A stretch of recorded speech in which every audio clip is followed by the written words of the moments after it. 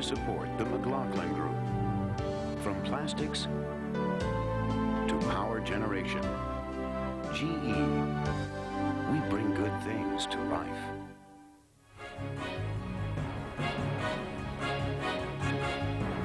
Issue 1, Carolina cliffhanger. South Carolina has spoken. George Bush is the decisive winner with a margin far wider than expected. Question: has South Carolina lived up to its reputation as a firewall for the GOP frontrunner? I ask you, Lawrence. Well, I think it has, but I wouldn't limit it to just a firewall for the frontrunner. I think there are two things going on here. Number one, Republicans turned out much more than people thought, and they were worried or angry that Democrats and non-Republican independents were going to hijack this primary. So they turned out. Second point is... Explain that a little bit. Well, it's an open primary. It's an open... That means that independents and Democrats can vote, and the feeling was that Democrats were up to mischief. That's right. That they were going to vote for McCain, thinking that he was the weaker candidate in the general election, and then switch and vote for Gore in the general election themselves. And also independents, I mean, I agree with you. Independents in South Carolina are more conservative than they are in New Hampshire, so it's a different race. But the second point is, Bush won big in the debate. He said what he had to say about cutting taxes and limited government and using market choice for education and health care. And Bush suggested if he was going to intervene militarily, he'd go into Panama, when I think John McCain said he'd go into Rwanda. On top of no tax cuts for the rich, he really hurt himself amongst Republicans, and that sunk him. Well, in New Hampshire, Democrats and independents turned out spontaneously. And in South Carolina, McCain made an open appeal to them. And what he did was generate a backlash among the core Republicans who turned out. Old CW, machine politics are dead, Christian right is on the ropes, and negative politics don't work. New CW, total opposite. The machine is alive, the Christian right is energized, and negative ads work. CW is conventional wisdom. Matthew Reese. Well, I think that certainly you had a couple of different factors at play. This had to be a much better state for George W. Bush. He was much more aggressive in going after John McCain and in making himself available to the voters in a way he never really did in New Hampshire. He didn't have this disadvantage that he did in New Hampshire. John McCain did 114 town meetings in New Hampshire. He simply couldn't spend as much time, John McCain couldn't, in South Carolina, and I think that made a big difference in terms of getting the Republican voters out. The biggest difference was the morphing of George W. Bush into an alpha male since New Hampshire. He was tough, he was extremely focused, he was the hard man, whereas earlier he had appeared soft. That was what won more than anything else this election for Bush. True or false? The GOP, Al Gore, yes. I don't think it was the Rwanda answer, Larry, which I think probably moved about 2 or 3 votes, maybe on Hilton Head. That was about it. Bush did very well with veterans. He did very well with veterans. That's one of the big upset sub-themes in this election. This is a very big, important, and mandatory victory for him. He won 3-1 over self-identified conservatives and members of the Christian right. As you said, he only lost by a few points to the great veteran McCain among veterans in the state with the highest percentage of vets in this country. But a couple of cautionary notes. He has now blown gargantuan leads in both New Hampshire and South Carolina. He expended far greater resources in the state of South Carolina than he ever planned. It's still going to be close Tuesday in the state of Michigan. And he also learned that some of the old tried and true Republican issues don't necessarily work anymore. Well, see, I want to really disagree with this point. John McCain is choosing the Nixon path, John. When Nixon wanted to go to the middle, he went left on policies, especially domestic policies. When Ronald Reagan wanted the middle voters, he magnetized them, pulled them towards his conservative principles. What we're learning in South Carolina is George Bush will go after the middle by bringing them as conservatives. Yeah. John McCain tried to morph himself into a liberal, and it didn't work. This was not about issues. Issues were not engaged. This was about pandering to the right. And I think George Bush and his strategists are going to have to ask, at what price victory? That appearance at Bob Jones University may have helped in South Carolina, but that's going to be trouble in the rest of the country. Catholic voters. Is this a true firewall for George W. Bush? Meaning, is McCain going to sputter when he gets to Michigan? He's now 2 to 4 points ahead in Michigan. What is going to happen in Michigan? Oh, I think this is huge for Bush in Michigan. What McCain has been banking on the whole time is momentum. If his defeat in South Carolina means that he's not going to be able to capitalize on that, I think you're probably going to see the bottom drop out in Michigan. It is the dimension of the margin between Bush and McCain in South Carolina going to erase the margin that now exists, easily erase it, would you say, in Michigan? I think it will, because John McCain has no operation in Michigan, and his only hope was capitalizing on a big victory in South Carolina. It is, however, a totally open primary. Democrats and independents are welcome in the Republican primary. And is that going to save him? But John McCain tried to run in the last 2 weeks in South Carolina on the cult of personality, and it did not work. There are more. I believe in Michigan, you will see Bush stays with his conservative message, and by the way, the press has been beating up on Governor John Engler. They shouldn't. Engler's been a good governor, and he's got a good organization. In Michigan, more old-line Reagan Democrats, also a lot more Union folks, but a historical point to be brought up again. Forget about the winner of New Hampshire, as we know, doesn't necessarily go all the way, but no Republican has won his party's nomination since 1980 without winning the state of South Carolina. We got to get out. On Tuesday, there was also the primary in Arizona. Arizona is John McCain's home state. We believe that he will win it, but it will cancel itself out in all probability completely because he's the home son. In Michigan, I want to know from you, who's going to win and what's the margin going to be? Bush will win, and the margin will be at least 10 points. Eleanor? I think Bush wins, but I think it's going to be tighter, 6-8. I'd say Bush by 13. Bush by 13. We'll now see Bush on all the same magazine covers that we saw McCain on last week. The comeback preppy. And Our answer to the Royals. I say victory by 10. Victory by 10. The answer is victory by 10. OK, McLaughlin.com. In response to email requests for information on the offending Bob Jones University website, alluded to on last week's show, the URL appears on the screen now, and it is on the front page of McLaughlin.com. When we come back, did Bill Clinton play no role in South Carolina, or in actuality, did he dominate the race?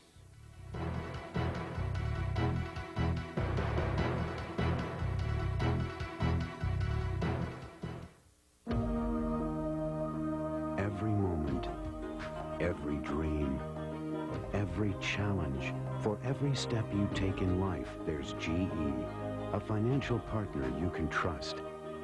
Take advantage of our expertise in insurance and investments and get the innovation you've come to expect. So think of GE when you think of insurance and investments for every step you take. I remember the first time I met Kevin. He was 16 years old. I asked him if he had any plans for the future. I said, go across the street and play games. I mean, I had no idea he was talking about that kind of future. We started spending some time together.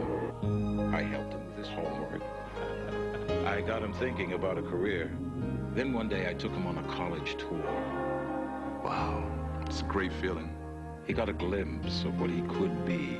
College Bound is a mentoring program run by GE employees and retirees. Their investments of time in participating high schools have doubled college admissions in 5 years. And by the year 2000, GE employees will volunteer 1 million hours a year.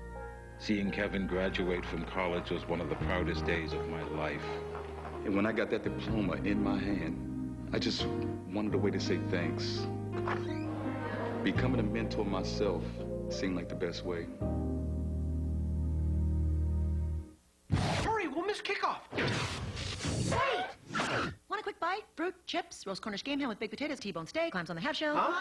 Introducing a whole new way to cook. The Advantium oven from GE. It uses the power of light to cook in a fraction of the time. Food that used to take over an hour now takes 15 minutes. Baked potatoes, 10. And unlike with microwave ovens, it's crispy and juicy. The new Advantium from GE. I think we're a little early. Cooking at the speed of life.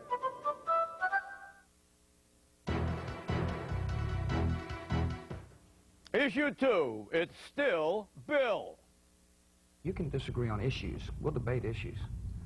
But whatever you do, don't equate my integrity and trustworthiness to Bill Clinton. That's about as low a blow as you can give in the Republican primary.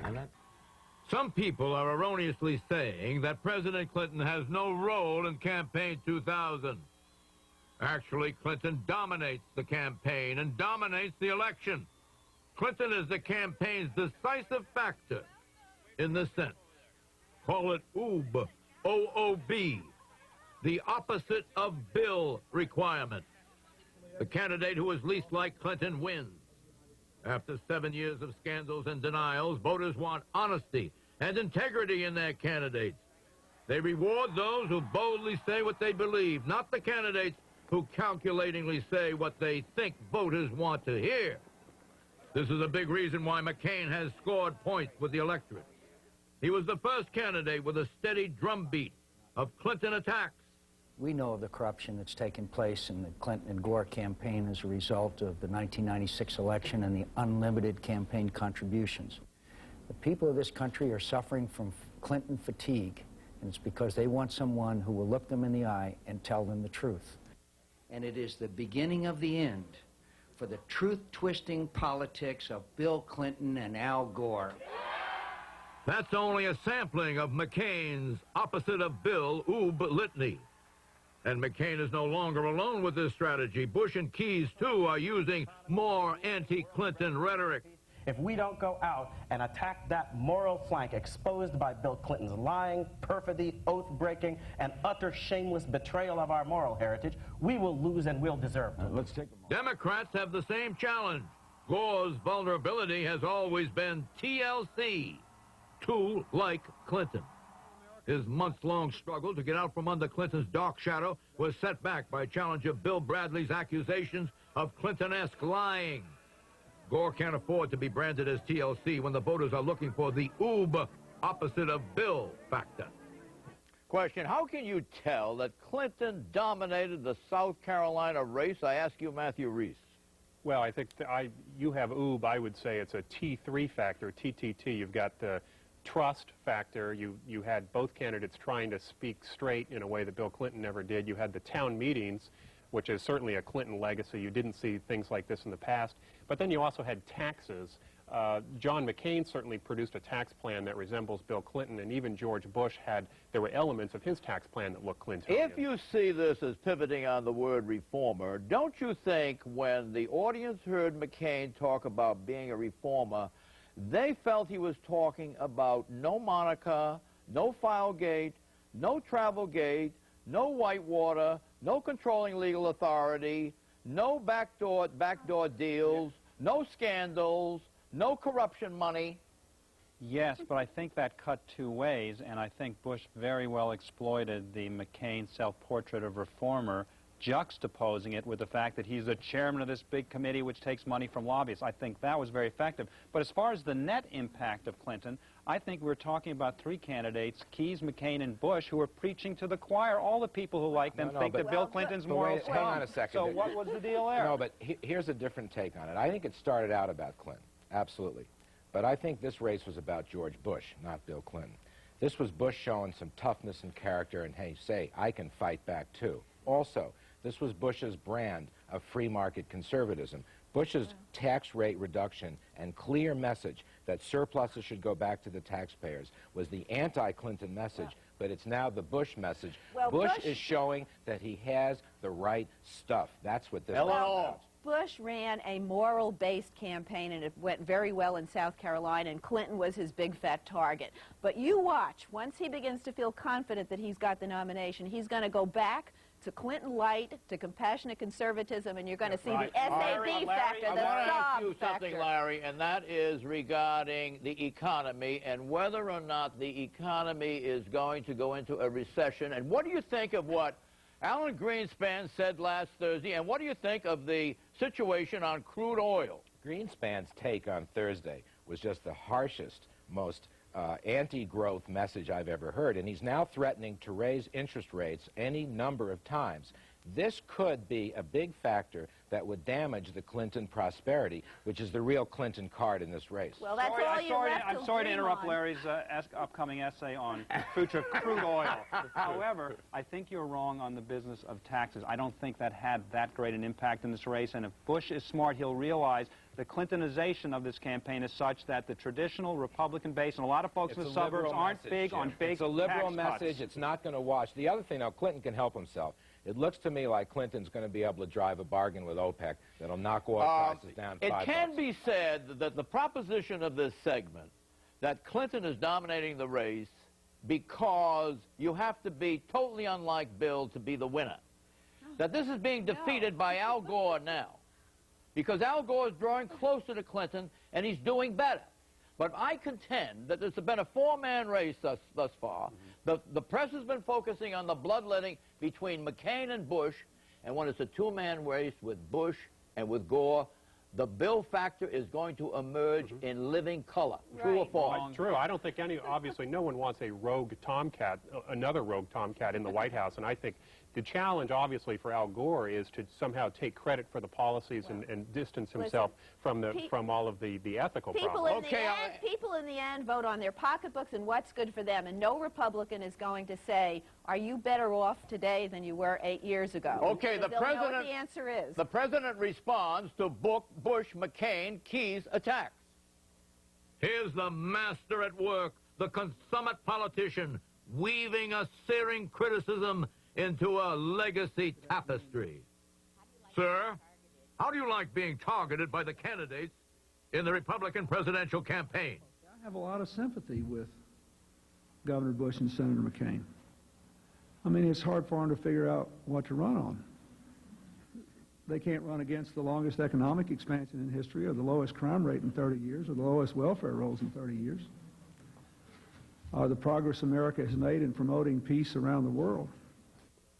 Question, with this kind of ingratiating cleverness, is it really smart to be Oob, or is it smarter to be TLC, would you say, Jim Morris? It's smarter to be like Bill, which is what Bush is going to be if he wins the nomination. He's going to rush to the center. But we also have to laud you for this wonderful act of contrition here, lauding the master, Bill Clinton. You can regard it as a lapse on my part. Well, now, I want to point out that even in his answer, however, you have stark, well, I don't like to call it deceit, but stretching of the truth, where he talks about progress and peace around the world. You call Kosovo and Serbia. Right now, Northern Ireland is off the track. The Middle East is off the track. We're bombing like crazy over Iraq. The sanctions are still on in Iraq. And he says the great progress, the peace that we made. General Wesley Clark said we're going to have to keep troops in Kosovo and Bosnia for a long time. And also, it drives me a little bit batty that Al Gore keeps saying that we inherited the worst recession since the 1930s. The fact is, his approval rating was is Reagan. at 60%, which is higher than any of your presidents. Let me finish now, Larry, my turn. This election is not going to be run on Republican issues of taxes, crime, and welfare, but on Democrat-friendly turf, which Bill Clinton has plowed, and he deserves credit for. Well stated, Eleanor. Issue 3, Hillary takes aim at Rudy. I lifted up the shirt a few inches, and I observed 2 bullet holes. To his lower midsection. I said, oh my God. I just held him, his hand, I rubbed his face. Please, don't. So testified Sean Carroll, one of 4 New York City police officers on trial for murder in the shooting death of West African immigrant Amadou Diallo. Carroll and the 3 other officers, part of an elite special crimes unit, approached Diallo around midnight in February 1999. The 22-year-old street vendor fit the description of a rapist they had been pursuing in the Bronx neighborhood. The police ordered Diallo to put up his hands, press reports say. He didn't. He seemed nervous. He fumbled in his pants pocket. An officer shouted, quote, gun, unquote. Another fired at Diallo, then lost his footing, fell off a step, breaking his tailbone, according to accounts. Thinking that officer had been shot, the other officers started shooting. 41 bullets were fired. 19 hit Diallo. When the shootout ended, the police looked at his prostrate body and discovered the worst. I see his right hand. It was out from his body. His palm was open. And then there was a, where there should have been a gun was a wallet. Grave as that error was, it was wholly unintentional, say police defenders. But that's not how New York Senate candidate Hillary Clinton portrayed it. 2 weeks before the trial started, she called it murder. Senator Schumer, I know, who was here earlier, gave a speech after the tragic murder of Mr. Diallo. That characterization provoked criticism. How would you like to be on trial for your life and have the First Lady of the United States move to your state with her degree from Yale Law School and pronounce you guilty of murder before the first witness has been sworn in? Asks columnist Jim Dwyer of the New York Daily News. Hillary's statement reinforced suspicions that Mayor Rudy Giuliani has given police a pass to use such force. But New York's records show otherwise. 1. Fatal police shootings, down from 30 in '96 to 11 in '99, a 63% drop in 4 years. 2. Complaints of police brutality, down by half since '96. So what's behind the harsh criticism of Giuliani? New York's liberal establishment is out to discredit Giuliani's greatest achievement, the spectacular reduction in crime, by floating a powerful storyline tied to the Diallo case. But the storyline is untrue. So writes columnist John Leo in U.S. News. Question, is John Leo right? The liberal establishment, notably Hillary, is using the horrible Diallo shooting to discredit Giuliani's spectacular record of crime reduction. Eleanor Clift. Well, first of all, she said she misspoke, and she quickly took that back. Second of all, the minority resentment against the police exists, whether Hillary Clinton speaks out about it or not. And she can't take away from Rudy Giuliani the fact that he has done a good job with crime. But a lot of people think that his zero-tolerance policy in the way he approaches crime has gone too far, and that's where she may exploit some sentiment in the city. You notice how Hillary can declare herself to have misspoke and then correct it, as with the waitress whom she sent $100 to, but she still makes her first point, which in this instance was probably to try to consolidate the black vote, with her characterizing it as murder before the first witnesses were drawn. Yes, I've noticed, but I have not lost any sleep over it, but the case could nevertheless, Diallo case could be very tricky for her if there is an acquittal. The evidence in the past week was, it was not a good one for the prosecution. Evidence of premeditation was not there. Not much evidence on reckless disregard. If there is not at least a jury verdict of second-degree murder, the black and Latino communities are going to be very, very upset, and she needs those votes. What will she do? Because she's going to have to make some comment if there is an acquittal. I think this is revealing on two fronts. First, where did she say it in front of Al Sharpton? Second, she's asked, she was asked recently whether she was going to return a campaign contribution from your favorite indicted rap star, Sean Puff Daddy Combs. Glad you noted that. Yeah, and she said no, she didn't want to prejudge the case, yet she's happy to prejudge the police in this case. Also his fiancée. But that's such a crucial point. She is aligning herself with the most activist left-wing black African-American groups. That's where she's getting killed, because her polls are showing she's getting clocked by white females, white women, and she can't possibly win by running against crime and law and order, which is Giuliani's The defense and the prosecution agreed to have several lesser charges available, and it seems to me that you have 3 or 4 blacks on the jury, and that jury verdict will be accepted, particularly if there is a lesser punishment, because they did plant a reasonable doubt about a quick point. I was in New York for several days during the past several weeks, and I have discovered there the safe new feel of that city. Right. And I have talked to people there, and that's the way people feel, and I think this is going to boomerang against Hillary. We'll be right back with predictions. 2-block radius around the block.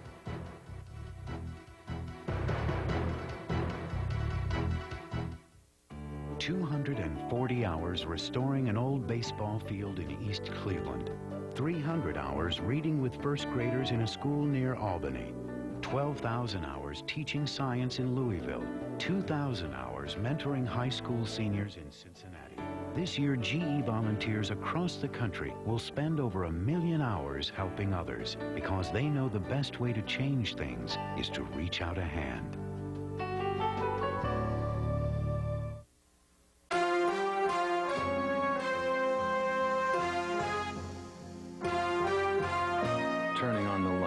immediately aware of something different. And while my mind was telling me I'd seen it all before, my eyes were telling me I'd never seen anything like it. It was the same room. She was the same woman. Yet somehow, incredibly, something had changed. The remarkable and rich bulb from GE. Made with an innovative glass, it filters out rays that dull colors. So blues look bluer, reds redder, and just about everything looks better than ever. Her blue eyes blazed, her black hair burned. She turned to me. I turned to her and said, "That's some light bulb." The incredible and rich bulb, only from GE. We want to live in our home. Not a nursing home. We want our children to care about us. Not for us. I want to grow old gracefully. With dignity. All good intentions, but help make them a reality with long-term care insurance from GE. GE gives you options like care in your own home to help preserve your independence and life savings. I want my grandchildren to inherit more. More than just memories. For long-term care insurance, think of GE. Predictions, Lawrence. Bill Clinton has stolen a George Bush idea to jawbone OPEC, and as a result, oil prices are going to drop to the low 20s in the next month or two. Good news, Eleanor. Bradley will try to revive his gasping candidacy in the state of Washington, primary February 29. Matthew. Governor Bush will name Chris Cox, a California congressman, as his vice president. James. Right-wing conspiracy buffs like yourself will be disappointed when a special reenactment of the 1993 Branch Davidian Waco siege proves the FBI did not fire on the compound. The Westminster Kennel Club held its 124th dog show last week. A Basset Hound was the crowd's clear favorite. But the 72-year-old judge, Chester Collier, obstinately refused to award the prize to a Basset. Never in 124 years has a Basset been the top dog. If this is not anti-Basset bigotry, then what is it? It has been said that a Basset, as a hound, lacks class, as I can attest from my Basset. Oliver, for 13 years, now deceased, after whom this production company is named, a Basset has class. Oliver refused to eat blue cheese and insisted on Roquefort. Refused to ride in a pickup, but raced for the Mercedes. I predict that next year, with or without Collier, the Basset will triumph. Bye-bye.